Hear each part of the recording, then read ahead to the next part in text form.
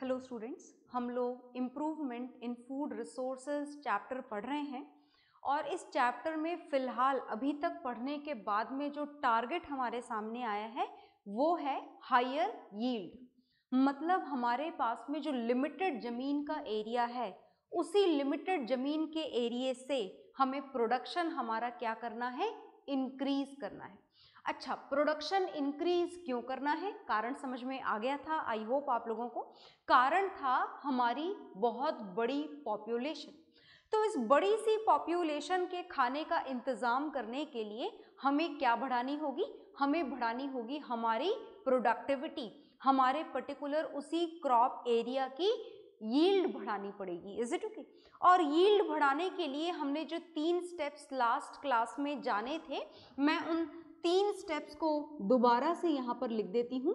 इसकी जो first step थी वो फर्स्ट स्टेप थी crop production management. Is it okay? First step क्या थी? फर्स्ट स्टेप थी crop production management. Is it okay? तो ये तो था क्रॉप प्रोडक्शन मैनेजमेंट, मतलब जहां पर आपको सारा ध्यान किस पर रखना है, प्रोडक्ट पर रखना है। Is it okay? सेकेंड आपने यहां पर पढ़ा था क्रॉप वैरायटी इंप्रूवमेंट, मतलब आपको क्रॉप की वैरायटी ज्यादा से ज्यादा उगानी है। Crop variety improvement is the second stage to increase the yield of a particular area. Is it okay? और थर्ड हमने पढ़ा था, जो थर्ड स्टेप है which is also there for the higher yield, भाई आपने जो चीज बनाई है उसका प्रॉपर यूटिलाइजेशन भी तो होना चाहिए। Is it okay? अगर आपने इतना बना लिया या फिर जो बनाया है उसे जरूरत वाली जगहों पर नहीं पहुंचाया, खराब कर दिया, डिस्ट्रॉय कर दिया, डैमेज कर दिया, फेंक रहे हो फिर आप उसे एज अ वेस्ट प्रोडक्ट, तो that is also a very big bad deal for the production, for the crop production. Is it okay? So the third step to maintain the higher yield is the crop protection management. Is it okay? तो protection का मतलब हर तरीके का काम होता है। Protection का मतलब आपकी जो खेती में जो उगा है उसको वीड से बचाना, उसको इंसेक्ट अटैक से बचाना, उसको पेस्ट अटैक से बचाना, उन सारी चीज़ों से बचाना, और उनके बचने के बाद में जब प्रोडक्ट आपके सामने आ जाए तो उस प्रोडक्ट को प्रॉपर सेफ्टी के साथ में स्टोर करना। Is it okay? So these 3 steps are very much required to maintain the higher yield of a particular area. So first we are going to know about the first one in full detail. सबसे पहले जो हम जानेंगे, जो हम पूरी detail में पढ़ेंगे, this one is crop production management. क्या पढ़ेंगे हम पढ़ेंगे क्रॉप प्रोडक्शन मैनेजमेंट। तो चलिए हम क्रॉप प्रोडक्शन मैनेजमेंट पढ़ने जा रहे हैं, सुनिएगा ध्यान से। Crop production management is further divided into 3 steps. Is it okay? Crop production में आपको क्या करना है, आपको प्रोडक्शन मैनेज करना है। मतलब आप चाहते हैं कि कम से कम एरिया में ज़्यादा से ज़्यादा प्रोडक्शन हो। तो जब आप ऐसा चाहते हैं अच्छे से अच्छा प्रोडक्शन हो, ज़्यादा से ज़्यादा प्रोडक्शन हो, तो उस बात के लिए आपको कौन कौन सी बातों का ध्यान रखना पड़ता है, सुनिएगा ध्यान से। So this first step is further divided into 3 steps. ये फर्स्ट स्टेप को दोबारा से कितने पार्ट्स में डिवाइड किया गया है, दोबारा से 3 पार्ट्स में डिवाइड किया गया है। तो ये कौन सी 3 स्टेप्स हैं जिसके थ्रू आपकी ये first step crop production management complete होती है, सुनिएगा ध्यान से। इसमें जो फर्स्ट है, this is the management of nutrient. आपको किसका मैनेजमेंट करना है, आपको मैनेजमेंट करना है न्यूट्रिएंट्स का। न्यूट्रिएंट्स का जो मैनेजमेंट आपको करना है वो कैसे करना है, इसका डिस्कशन हम फुल डिटेल में करेंगे। Is it okay? न्यूट्रिएंट का मैनेजमेंट का मतलब क्या है, इस बात को तो जान ले पहले। देखिए, किसी भी क्रॉप के प्रोडक्शन के लिए जो सॉइल है उस सॉइल को अलग अलग न्यूट्रिएंट चाहिए होते हैं। जैसे आपको चाहिए होते हैं, आपके न्यूट्रिएंट तो आप जान चुके हैं ना, carbohydrate, fats, a different type of vitamins, different type of minerals, water, fat. Is it okay? So these are the nutrients which are required for the human beings for their proper growth, for their proper development, and for each and everything which has to be gone, which should be gone in a smooth way. Is it okay? आई बात समझ में? इसी तरीके से बात अगर plants की जाए, क्रॉप प्रोडक्शन की जाए, तो क्रॉप प्रोडक्शन बिल्कुल प्रॉपर हो, प्लांट्स की ग्रोथ प्रॉपर हो, प्लांट्स में प्रोडक्ट का जो फॉर्मेशन हो रहा है, जो प्रोडक्शन हो रहा है वो एक बढ़िया तरीके से हो। आ गई बात समझ में? उसके लिए ज़रूरत है कि उसको उगाने के लिए जितने भी न्यूट्रिएंट चाहिए वो आप सॉइल को अवेलेबल करवा रहे हो या नहीं। तो ये न्यूट्रिएंट मैनेजमेंट का मतलब है whatever the nutrients which are required for the plants for their proper growth that should be supplied in the soil at the exact timing। Is it कि हर चीज़ की टाइमिंग होती है, उस टाइमिंग के अकॉर्डिंग आपको न्यूट्रिएंट क्या करने होते हैं, सॉइल को सप्लाई करने पड़ते हैं। तो this is the management of nutrients. Is it okay? जो सेकंड आपको इस क्रॉप प्रोडक्शन मैनेजमेंट में पढ़ना है, this is the development of irrigation system. Irrigation system का मतलब क्या होता है, आई होप आप जानते होंगे। इरिगेशन सिस्टम का मतलब होता है the proper supply of water for the farms for the crop production. Is it okay? वैसे आप जानते होंगे कि बात अगर हम हमारी कंट्री की करें, that is India. Is it okay? तो अगर हम हमारे इंडिया की बात करें तो most of the farmers depends only on the rain for the irrigation. Is it okay? अगर रेन आई प्रॉपर हुई तो ठीक, नहीं आई इन दैट कंडीशन उनकी जो क्रॉप है वो पूरी तरीके से क्या हो जाती है, डिस्ट्रॉय हो जाती है। Is it okay? तो अगर आप पूरी तरीके से मॉनसून पे ही डिपेंडेंट होंगे, रेनफॉल पे ही डिपेंडेंट होंगे, तो ये बहुत ज़रूरी नहीं है कि क्रॉप प्रोडक्शन के लिए प्रॉपर वाटर की सप्लाई आपके खेत में हो पाए। Is it okay? मतलब some other system also has to be developed, that is for the irrigation system। आ गई बात समझ में? अब इरिगेशन सिस्टम के बाद में जो थर्ड पैटर्न आता है क्रॉप प्रोडक्शन मैनेजमेंट के लिए कि प्रोडक्शन बढ़िया हो, यील्ड बढ़िया हो, उसके लिए हमको सेलेक्ट करने होते हैं डिफरेंट क्रॉपिंग पैटर्न्स। और ये जो डिफरेंट क्रॉपिंग पैटर्न्स हैं इसमें बड़े सारे नाम इंट्रोड्यूस होते हैं, जैसे mixed cropping, inter cropping, crop rotation. ये जितने भी नाम मैंने आपके सामने बोले हैं हम इनको one by one full detail में पढ़ेंगे। Is it okay? अच्छा, फुल डिटेल में हम सबसे पहले शुरुआत करने जा रहे हैं न्यूट्रिएंट मैनेजमेंट की। किसकी शुरुआत हम करेंगे? न्यूट्रिएंट मैनेजमेंट को हम फिलहाल फुल डिटेल में पढ़ने जा रहे हैं। फिर हम पढ़ेंगे इरिगेशन सिस्टम को और फिर हम पढ़ेंगे क्रॉपिंग पैटर्न्स को। ओके? तो हम फिलहाल जो शुरू करने जा रहे हैं दिस इज न्यूट्रिएंट मैनेजमेंट। हम न्यूट्रिएंट मैनेजमेंट पढ़ने जा रहे हैं, तो चलिए न्यूट्रिएंट मैनेजमेंट को फुल डिटेल में पढ़ते हैं।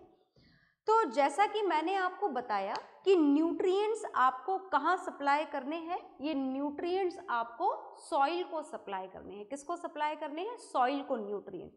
तो अगर आप ये जानना चाहें कि आखिर टोटल कितने न्यूट्रिएंट्स रिक्वायर्ड हैं सॉइल के लिए, तो there are total 16 nutrients. Total कितने न्यूट्रिएंट्स रिक्वायर्ड है प्लांट के लिए, प्लांट के प्रॉपर प्रोडक्शन के लिए, प्लांट के लिए बोले या फिर आप सॉइल के लिए बोले, बात एक ही है। सॉइल में भी ये न्यूट्रिएंट आपको क्यों डालने हैं? सॉइल में भी आपको ये न्यूट्रिएंट डालने तो प्लांट्स की ही प्रॉपर ग्रोथ के लिए है। तो इन टोटल जो प्लांट्स को मेन न्यूट्रिएंट चाहिए होते हैं वो कितने होते हैं? These are total 16 nutrients. 16 nutrients होते हैं। और अगर आप इन 16 न्यूट्रिएंट्स का एब्जॉर्प्शन देखना चाहें तो ये एब्जॉर्प्शन प्लांट्स के अंदर 3 जगहों से होता है। प्लांट्स को ये 3 न्यूट्रिएंट 3 जगहों से मिलते हैं। कुछ न्यूट्रिएंट ऐसे हैं जो प्लांट को एयर से मिल जाते हैं, जिनको सॉइल में एब्जॉर्ब करवाने की ज़रूरत नहीं है या फिर सॉइल को सप्लाई करने की ज़रूरत नहीं है। कुछ न्यूट्रिएंट ऐसे हैं जो प्लांट को कहाँ से मिलते हैं? वाटर से मिल जाते हैं। Is it okay? और कुछ न्यूट्रिएंट ऐसे हैं जो प्लांट को मिलते हैं सॉइल से। Is it okay? या फिर आप यूं बोलें कि most of the nutrient out of these 16 nutrients 13 nutrients are there which are going to be absorb. 13 nutrients जो हैं वो प्लांट में कहाँ से मिलने वाले हैं? सॉइल से ही मिलने वाले हैं। Is it okay? 2 न्यूट्रिएंट हैं जो एयर से मिल जाएंगे। Is it okay? और 2 न्यूट्रिएंट हैं जो वाटर से मिल जाएंगे। तो इस तरीके से ये न्यूट्रिएंट हैं जो प्लांट को 2 एयर से मिलते हैं, 2 वाटर से मिलते हैं और 13 न्यूट्रिएंट प्लांट को कहाँ से मिलते हैं? 13 न्यूट्रिएंट प्लांट को मिलते हैं सॉइल से। अब अगर आप ये जानना चाह रहे हो कि मैंने तो यहाँ पर 2 + 2 + 13, ये तो टोटल 17 न्यूट्रिएंट हो गए, हमने तो ऊपर 16 न्यूट्रिएंट लिखे थे, तो आप कंफ्यूज ना हो, क्योंकि एयर और वाटर से मिलने वाला एक न्यूट्रिएंट जो है वो कॉमन है, इसीलिए वो यहाँ भी काउंट हो गया और यहाँ भी काउंट हो गया। तो चलिए हम सारे न्यूट्रिएंट्स की लिस्ट यहाँ पर तैयार कर लेते हैं कि आखिर एयर से कौन से न्यूट्रिएंट मिलेंगे, वाटर से कौन से न्यूट्रिएंट मिलेंगे और सॉइल से कौन से न्यूट्रिएंट मिलेंगे। तो पहले आप इस नंबर ऑफ न्यूट्रिएंट्स को और उनकी मिलने वाली जगहों को नोट डाउन कर लें, फिर हम इनका फर्दर क्लासिफिकेशन करेंगे। ओके,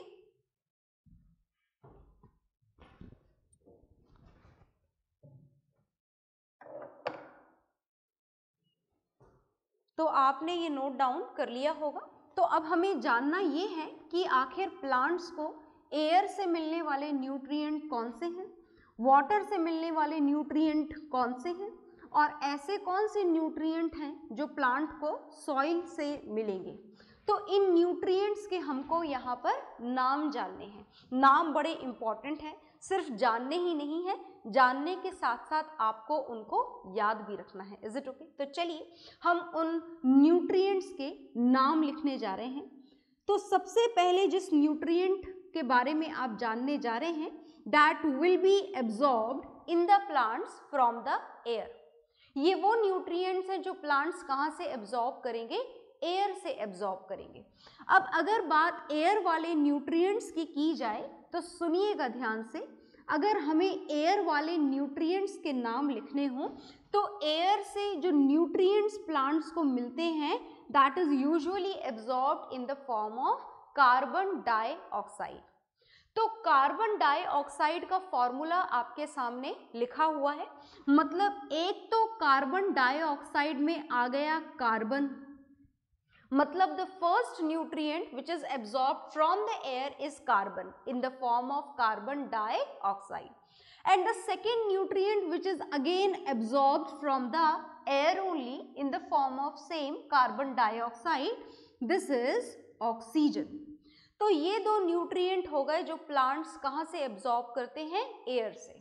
ये एयर वाले न्यूट्रिएंट हमारे कंप्लीट हो गए। जो सेकंड न्यूट्रिएंट आपको यहाँ पर जानने हैं वो सुनिएगा। सेकंड न्यूट्रिएंट मिलते हैं वाटर से। तो मेरे हिसाब से आप समझ गए होंगे कि वाटर से मिलने वाले न्यूट्रिएंट कौन से होते हैं।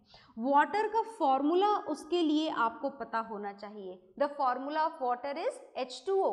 So now you can see it easily that these are the 2 elements which are present in water. Which 2 elements are there? First is hydrogen and another is oxygen. So the first element which is absorbed from the water is hydrogen. The another element is oxygen. आ गई बात समझ में? तो ये हो गए water वाले nutrient. अब आपको मैंने बोला था ना कि देखिए कार्बन, ऑक्सीजन, ऑक्सीजन, हाइड्रोजन, मतलब टोटल जो एयर और वाटर से मिलने वाले न्यूट्रिएंट हैं वो टोटल कितने हो गए? 3 न्यूट्रिएंट्स। तो 16 में से 3 न्यूट्रिएंट्स जो हैं वो प्लांट कहाँ से एब्जॉर्ब करता है? ईदर फ्रॉम एयर और फ्रॉम वाटर। मतलब अभी बचे कितने न्यूट्रिएंट हैं जो प्लांट्स की ग्रोथ के लिए रिक्वायर्ड है? ये प्लांट की ग्रोथ के लिए रिक्वायर्ड हैं 13 nutrients which are going to be absorbed from the soil। 13 nutrient अभी बाकी हैं जो कहाँ से एब्जॉर्ब होने वाले हैं? सॉइल से एब्जॉर्ब होने वाले हैं। अब ये जो टोटल कितने नाम बताए मैंने आपको? Total 13 nutrients. In total 13 nutrients में से कुछ न्यूट्रिएंट्स को हम मैक्रो न्यूट्रिएंट्स बोलते हैं। बहुत ध्यान से देखिएगा, ये जानना आपके लिए बहुत जरूरी है। तो out of 13 nutrients 6 nutrients are there which are involved in the category of macro nutrient. Is it okay? मैं इस टेबल को थोड़ा बिग बना देती हूँ as we need some more space to explain it properly. तो हमने यहाँ पर थोड़ा बिग स्पेस बना दिया, we will use this full. Okay, तो first we are going to know about the macro nutrient. तो मैंने आपको बोला कि 13 न्यूट्रिएंट्स में से 6 न्यूट्रिएंट्स कौन सी कैटेगरी में आते हैं? 13 न्यूट्रिएंट्स में से 6 न्यूट्रिएंट्स मैक्रो न्यूट्रिएंट्स की कैटेगरी में आते हैं। अब मैक्रो न्यूट्रिएंट्स का क्या मतलब है? मैक्रो न्यूट्रिएंट्स का मतलब है those nutrients which are required by the plants in large quantity। जिन न्यूट्रिएंट की रिक्वायरमेंट ज्यादा अमाउंट में है उनको क्या बोलते हैं? उनको मैक्रो न्यूट्रिएंट्स बोलते हैं। Is it okay? आ गई ना बात समझ में?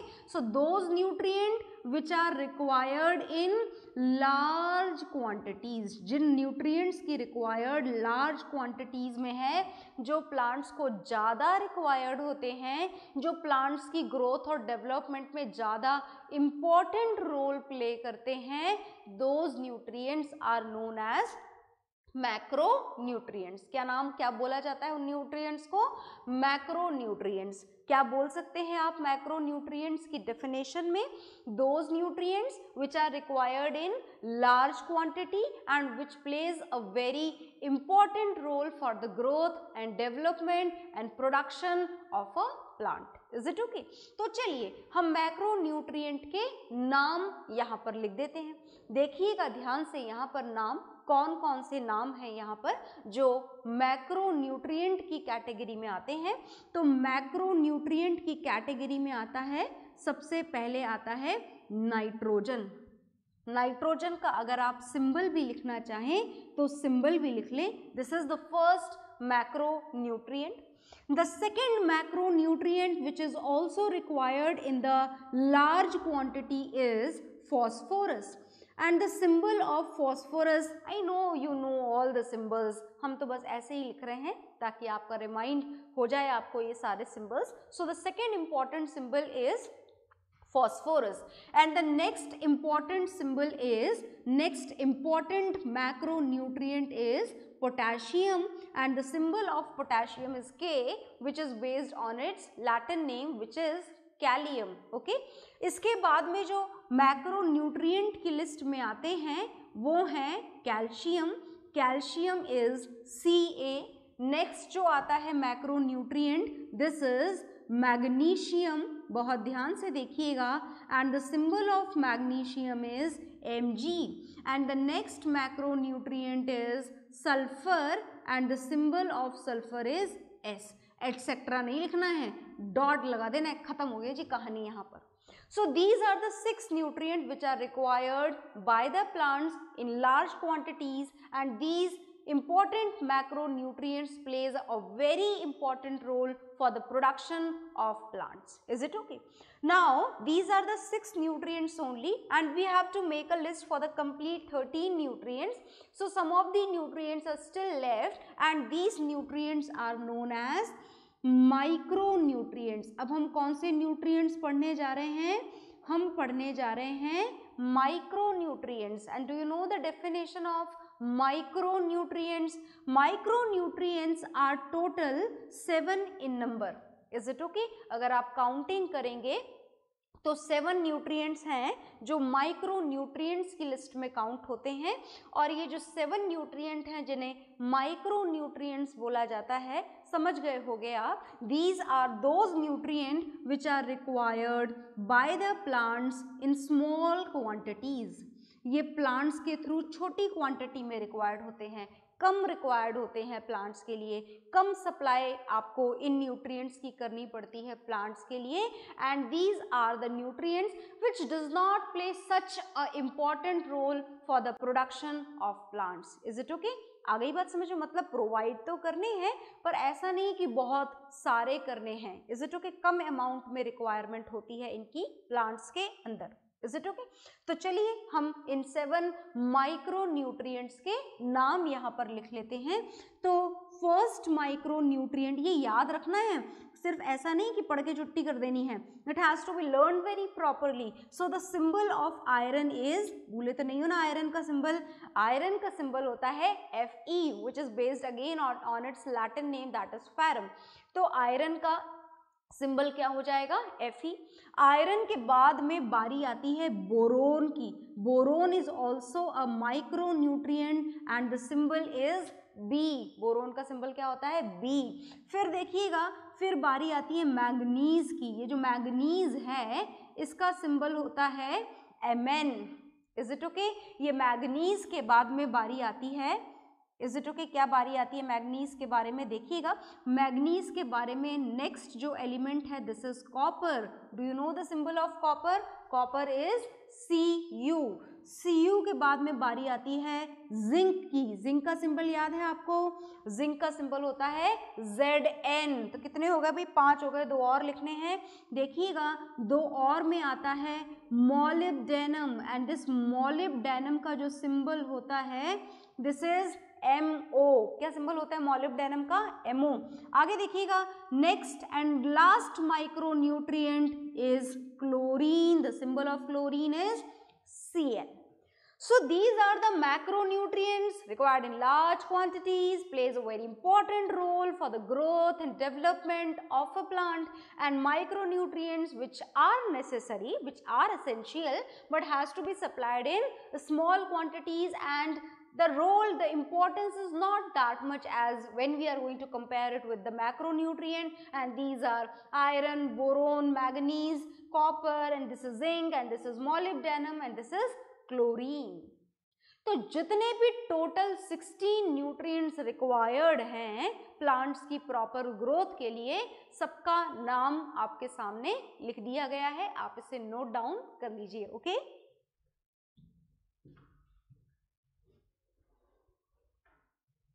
हाँ जी, तो आपने नोट डाउन कर लिया होगा। तो क्या हमारा न्यूट्रिएंट मैनेजमेंट का टॉपिक खत्म हो गया? नहीं, बिल्कुल नहीं।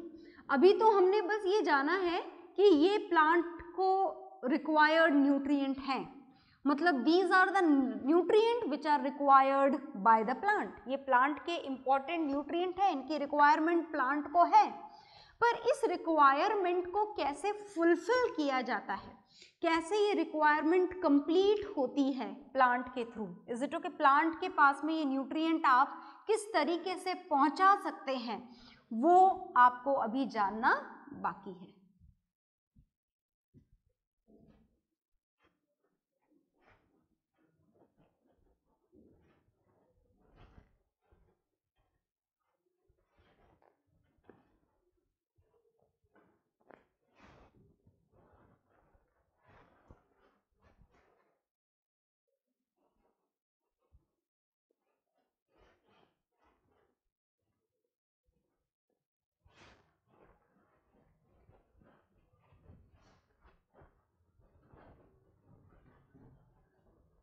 हाँ जी, तो still our topic is same. We are going to know about the crop production managements first step, and the first step of crop production management is the nutrient management, and this is required in the soil, and even some of the nutrients, as we have seen it already, that some of the nutrients are can also be absorbed either from the air or from the water, but most of the nutrients are going to be absorbed from the soil only. So we will discuss those nutrients only which will be absorbed from the soil, as air and water is usually available, and if the water is not available, then we will discuss about it in the second part of the same management, that is the irrigation system. Okay, so here we are going to know about those nutrients which has to be supplied into the soil. Okay, तो हम पढ़ रहे हैं यहाँ पर nutrient management. क्या पढ़ रहे हैं हम यहाँ पर? न्यूट्रिएंट मैनेजमेंट पढ़ रहे हैं, और न्यूट्रिएंट मैनेजमेंट के अंदर आपको ये जानना है कि इतने सारे न्यूट्रिएंट जो प्लांट को रिक्वायर्ड थे वो प्लांट में किस तरीके से सप्लाई किए जाएं। तो इस न्यूट्रिएंट की सप्लाई के तरीके आपको जानने हैं। तो न्यूट्रिएंट के सप्लाई के यहाँ पर 2 तरीके हैं। प्लांट्स को 2 तरीके से आप न्यूट्रिएंट सप्लाई कर सकते हैं। जो पहला तरीका है दैट इज मैन्योर। आपको सॉइल में क्या ऐड करनी होती है? मैन्योर ऐड करनी होती है, इज इट ओके? और जो दूसरा तरीका है सॉइल के अंदर ये सारे न्यूट्रिएंट पहुंचाने का, वो है फर्टिलाइजर्स, इज इट ओके? एक तरीका है मैन्योर और दूसरा तरीका है फर्टिलाइजर्स। तो हम दोनों का डिस्कशन करेंगे वन बाय वन। तो सबसे पहले जो हम डिस्कशन करने जा रहे हैं वो हम पढ़ने जा रहे हैं मैन्योर्स के बारे में। मैन्योर्स के बारे में पढ़ेंगे, बहुत ध्यान से सुनिएगा। Is it okay? तो ये मैन्योर कहाँ पर ऐड करनी है आपको? ये मैन्योर आपको ऐड करनी है सॉइल के अंदर। क्यों करनी है? ताकि सॉइल में आप क्या कंप्लीट कर सको, सॉइल में आप जो न्यूट्रिएंट्स की डेफिशिएंसी है उस न्यूट्रिएंट्स की डेफिशिएंसी को कंप्लीट कर सको। इसीलिए आपको सॉइल में क्या ऐड करनी है? मैन्योर ऐड करनी है। तो देखिए मैन्योर के बड़े सारे टाइप्स होते हैं, कुछ टाइप्स मैं यहाँ पर मेंशन करने जा रही हूँ, देखिएगा ध्यान से। For example, a particular manure is known as farm yard manure. इस फार्म यार्ड मैन्योर को आप शॉर्ट में FYM भी बोलते हैं। फुल फॉर्म आपके सामने लिखी हुई है। Second type of manure is known as compost. क्या बोला जाता है उसको? कंपोस्ट बोला जाता है। Third type of manure which can be added into the soil is vermi compost. Is it okay? सुनते जाइएगा और समझते जाइएगा। And the another type of manure is green manure. और भी बहुत सारे फॉर्म हैं, हम इनके बारे में जानेंगे यहाँ पर। Is it okay? तो ये है different types of manure which has to be added into the soil. तो अब हमसे अगर ये पूछा जाए कि आखिर मैन्योर हम क्यों ऐड करें, फर्टिलाइजर्स क्यों ना कर दें ऐड, तो चलिए कारण जानते हैं। हम कारण जान रहे हैं कि आखिर मैन्योर क्यों ऐड करी जाए प्लांट्स के अंदर, सॉइल के अंदर। मैन्योर के एडिशन से क्या बेनिफिट मिलते हैं? देखिए किसी को बेनिफिट मिले या ना मिले, जब मैन्योर आप सॉइल में ऐड करते हैं तो जो सॉइल होती है उस सॉइल को बड़े सारे बेनिफिट मिलते हैं। कैसे मिलते हैं? सुनिएगा ध्यान से। देखिए एक मैन्योर के अंदर एक कमी होती है। क्या कमी होती है मैन्योर के अंदर? कि मैन्योर के अंदर जो न्यूट्रिएंट्स का अमाउंट होता है, जो न्यूट्रिएंट्स का परसेंटेज होता है वो बहुत कम होता है। आ गई बात समझ में? तो न्यूट्रिएंट का परसेंटेज तो बहुत कम है, और जो ऑर्गेनिक पर्टिकुलर पार्टिकल्स हैं इस मैन्योर में, जिसे आप कॉमनली ह्यूमस बोलते हैं, वो इस मैन्योर में बहुत सारा होता है। तो हमें मैन्योर के बारे में क्या पता चला? हमें मैन्योर के बारे में पता चला कि इसमें जो ऑर्गेनिक पार्टिकल्स हैं उस ऑर्गेनिक पार्टिकल्स का परसेंटेज तो कैसा है? बहुत ज़्यादा है। Is it okay? ये बहुत हाई अमाउंट में इसमें ऑर्गेनिक पार्टिकल्स प्रेजेंट होते हैं, पर जो नंबर ऑफ न्यूट्रिएंट हैं वो लेस होते हैं, परसेंटेज ऑफ न्यूट्रिएंट है वो इसके अंदर कम होता है। और अगर आप सॉइल में न्यूट्रिएंट की डेफिशिएंसी को कंप्लीट करना चाहें तो आपको सॉइल के अंदर बहुत सारा मैन्योर ऐड करना होता है। Is it okay? फर्टिलाइजर का तो आप छोटा सा पैकेट लाते हो और वो एक काफ़ी पर्टिकुलर एरिया को कवर कर लेता है, पर जब बात मैन्योर की जाए तो बहुत सारा अमाउंट मैन्योर का आपको वहाँ पर डालना पड़ता है। आ गई बात समझ में? पर इससे होता क्या है कि इससे ऑर्गेनिक पार्टिकल्स का जो कंपोजिशन है सॉइल के अंदर वो क्या हो जाता है? इंक्रीज हो जाता है। सॉइल जो है वो रिच हो जाती है। किसमें रिच हो जाती है? Soil becomes rich in humus, and this humus increment in soil increases the, या फिर आप बोल सकते हैं improves the texture of soil. इससे सॉइल का टेक्सचर क्या हो जाया करता है? इससे सॉइल का टेक्सचर इंप्रूव हो जाया करता है। अब सॉइल के टेक्सचर को इंप्रूव करने का क्या मतलब है? सॉइल के टेक्सचर को इंप्रूव करने का मतलब है that soil becomes porous. Soil porous हो जाती है, और porous soil is very good for the production, crop production, because the porous soil holds more water and more air. इसमें ज़्यादा एयर आ सकती है और ज़्यादा पानी आ सकता है। तो आप इसे नोट डाउन कर लीजिए।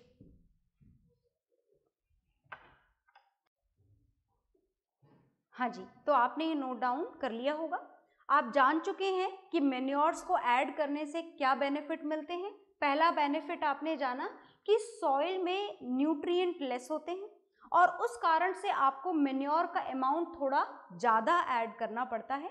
और जब आप ज़्यादा मेन्योर ऐड करते हैं सॉइल के अंदर तो जो सॉइल है it becomes rich in humus, that means rich in organic particles. Second, आपने इसका एडवांटेज जाना कि that this more amount of humus in the soil improves the texture of soil, that means it becomes porous, and porous soil is good for the plant production. क्यों? Because it can hold more air and more water. तो क्या ये दो ही advantages हैं manure add करने के? नहीं, एक एडवांटेज और है। और ये जो थर्ड एडवांटेज है मेन्योर ऐड करने का, सुनिएगा ध्यान से, ये थर्ड एडवांटेज भी बड़ा इंपॉर्टेंट है। कैसे इंपॉर्टेंट है, बहुत ध्यान से सुनिएगा। तो हम इसका थर्ड जो एडवांटेज है वो मैं आपको बताने जा रही हूँ। थर्ड एडवांटेज ये है कि जब आप सॉइल में मेन्योर ऐड करते हैं, क्या ऐड करी आपने सॉइल में? आपने सॉइल में ऐड करी मेन्योर, और मेन्योर के अंदर क्या प्रेजेंट है? ढेर सारे ऑर्गेनिक पार्टिकल, क्योंकि इसे तो प्रिपेयर ही ऑर्गेनिकली किया जाता है। Is it okay? And these organic particles act like a food, ये फूड की तरह काम करते हैं। किसके लिए? For the micro organisms which are present in the soil. जो माइक्रो ऑर्गेनिज्म सॉइल में होते हैं, जैसे छोटे छोटे से ऑर्गेनिज्म, या फिर आप एक बिगर ऑर्गेनिज्म अर्थवॉर्म माने, तो उसको अपना फूड पूरा मिल जाता है जब आप सॉइल में मेन्योर ऐड करते हो। मतलब वो ऑर्गेनिज्म सॉइल में ही रहते हैं। और आप तो अर्थवॉर्म को अच्छे से पहचानते हो, earthworm is specially known as farmers friend. Earthworm को तो बोला ही क्या जाता है? Farmers friend. तो मेन्योर ऐड करने से माइक्रो ऑर्गेनिज्म सॉइल में ही रहते हैं और उन्हें उनका भी न्यूट्रिशन पूरी तरीके से सॉइल में मिल जाया करता है। So these are the advantages of adding manure into the soil. Is it okay? अब ये मेन्योर के कौन कौन से टाइप हैं, इनको कैसे प्रिपेयर किया जाता है, that will see in the next class. Okay, bye everyone.